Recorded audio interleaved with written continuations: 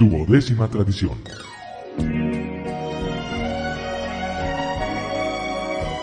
El anonimato es la base espiritual de todas nuestras tradiciones, recordándonos siempre anteponer los principios a las personalidades. La esencia espiritual del anonimato es el sacrificio. Como quiera que las 12 tradiciones de Alcohólicos Anónimos repetidamente nos exigen que dejemos a un lado los deseos personales en pro del bien común, comprendemos que el espíritu de sacrificio, cuyo símbolo más apropiado es el anonimato, viene a ser la base de todas ellas. La comprobada voluntad de los Alcohólicos Anónimos para someterse a esos sacrificios es lo que le da a todas las personas una gran fe en nuestro porvenir. Pero en un principio, el anonimato no tuvo su origen en nuestra fe, sino que era hijo de nuestros temores. Nuestros primeros grupos de alcohólicos eran sociedades secretas. Los nuevos socios nos descubrían por intermedio de unos cuantos amigos de confianza. La sola insinuación de la publicidad, por más que solo se trataba de nuestro trabajo, nos causaba sobresaltos. A pesar de que éramos exbebedores, todavía pensábamos que era necesario ocultarnos de la desconfianza y el desprecio del público. Cuando apareció el gran libro en 1939, lo llamamos Alcohólicos Anónimos. En el prólogo hicimos esta reveladora declaración. Es importante que nosotros permanezcamos anónimos porque en el presente somos muy pocos para atender el gran número de solicitantes que han de resultar de esta publicación.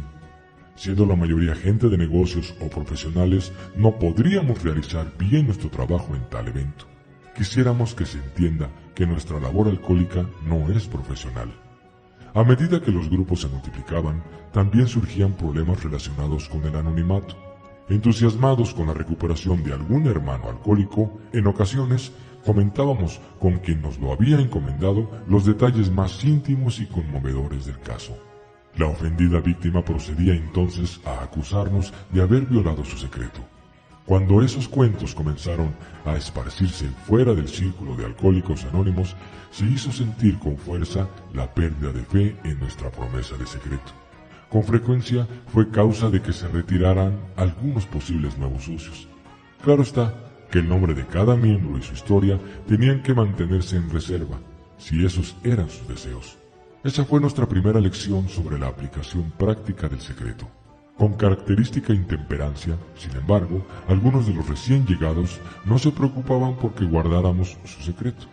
Deseaban contar a gritos que eran socios de AA, y así lo hacían. Los alcohólicos recién recuperados acudían a contarle a otros los detalles de sus casos particulares.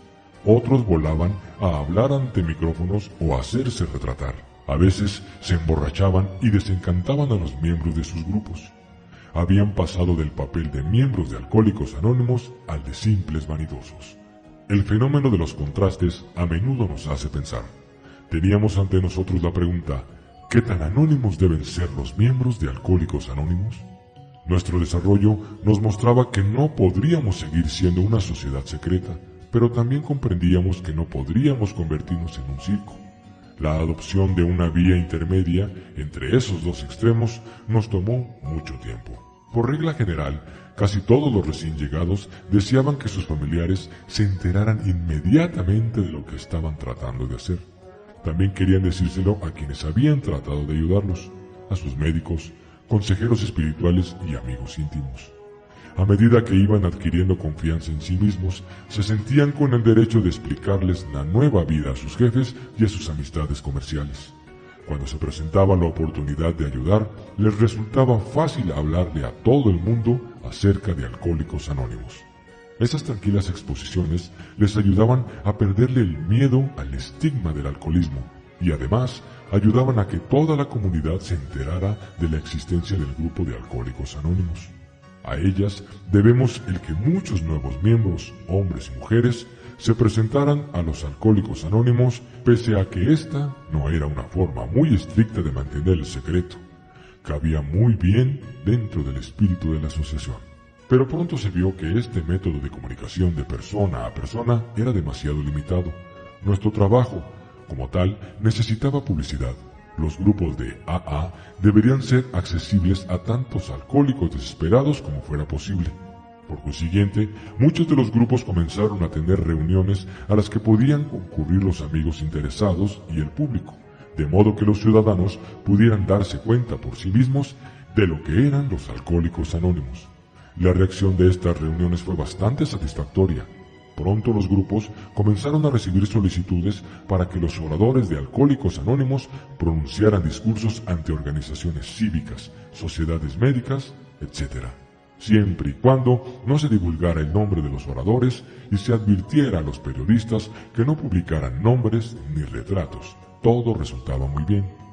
Vinieron luego nuestras primeras incursiones en el campo de la publicidad en grande. Estas fueron sorprendentes.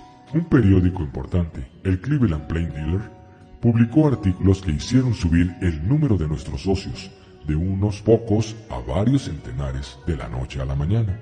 Las noticias acerca de la comida que el señor Rockefeller ofreció a los Alcohólicos Anónimos ayudaron a duplicar el número total de miembros en el curso de un año. El famoso artículo que Jack Alexander publicó en el Saturday Evening Post convirtió a los Alcohólicos Anónimos en una institución nacional. En esa forma, fueron siendo cada día mayores las oportunidades de reconocimiento de los méritos de Alcohólicos Anónimos. Las empresas de cine querían nuestros retratos, la radio y finalmente la televisión nos asediaron con solicitudes de presentaciones personales.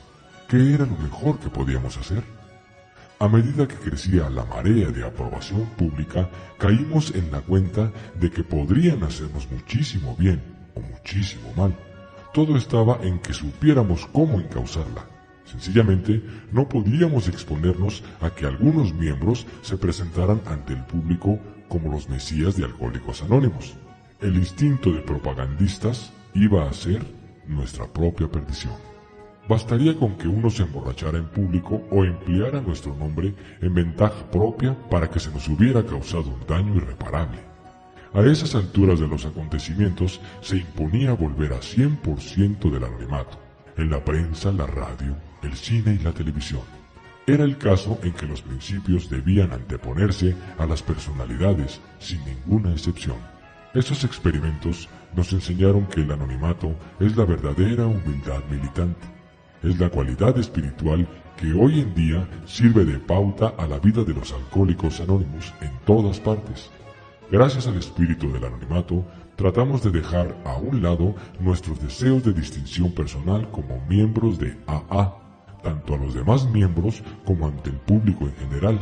Al dejar a un lado esas aspiraciones, creemos que cada uno de nosotros teje un manto protector a nuestra sociedad, bajo el cual podremos trabajar unidos.